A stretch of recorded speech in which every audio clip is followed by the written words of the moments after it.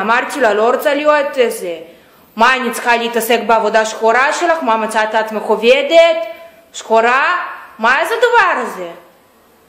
לא רוצה, אמרתי לה, כאילו, מה?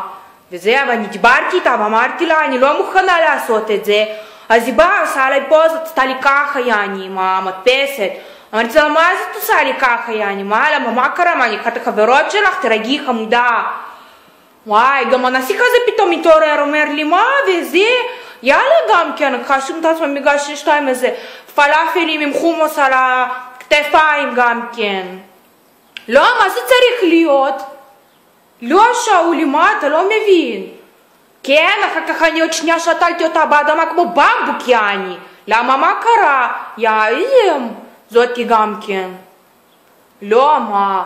אחר כך היא תיקח שם, עם צדיק בא אליי וזה אמר לי, חיבק אותי וזה, אז כאילו בקטע ידידותי, כן? אז בסדר, מה? לא נורא, כן.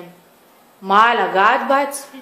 למה שאולי, אתה עוד פעם התקנת לי כאן במשרד? תגיד לי, מה, אתה דפוק? אתה רוצה שיעיפו אותי, יכניסו אותי למחבוש? תגיד לי, מה, אתה מטומטם? מה, אין לך חיים? אתה ילד בן 16? איפה זה? איפה זה, שאולי? שאולי, איפה זה? נו באמת, אתה כמו ילד קטן.